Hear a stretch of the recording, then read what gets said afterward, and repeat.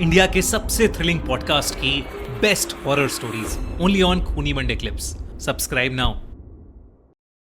ऐसे मैंने सुना है कि देवता और डायन की लड़ाइयां भी होती हैं। हिमाचल में ऐसी एक जगह है जहाँ पर देवताओं और डायनों के बीच में युद्ध होता है। ऐसी वहाँ की किंवदंती है, बेसिकली युद्ध होता है। और देव शयनी एकादशी होती है, मतलब हमारे राजस्थान में देव सोनी 11 बोलते हैं उसको। उस टाइम पे देव सोने चले जाते हैं। तो सोने का मतलब ये है कि वो अब जिस जगह के वो देवता हैं वहां पर उनके और डायनों के बीच में युद्ध होता है। और इसका जो प्रेडिक्शन किया था वो बगलामुखी मंदिर से होता है, ऐसा रिलेट करते हैं उसको।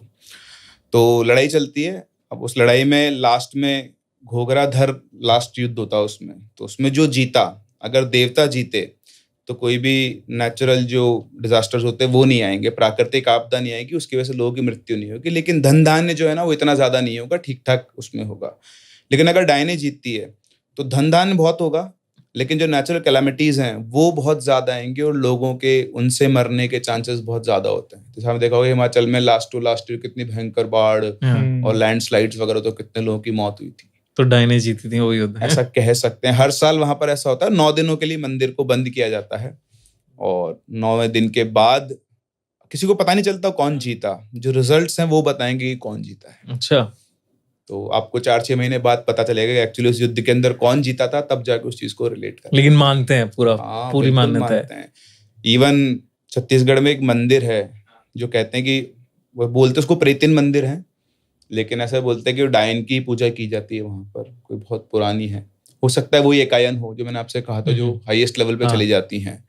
तो वहां पर लोग जिनकी भी प्रॉब्लम्स होती है उनको लेकर आते हैं, वहाँ पूजा करते हैं। उस मंदिर की खासियत है कि पहले वो सिर्फ एक चबूतरा था पेड़ के नीचे, वहाँ सड़क गुजरती थी।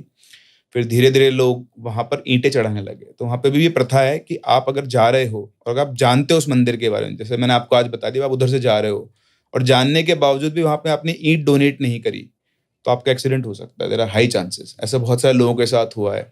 वहाँ के जो लोकल दूध वाले हैं वो जब वहाँ से गुजरते थे और वो ईंट नहीं चढ़ाते थे या हाथ जोड़ के नहीं जाते थे, तो उनका दूध फट जाता था वहाँ से निकलते। ऐसा एक बार नहीं, बहुत बार हुआ।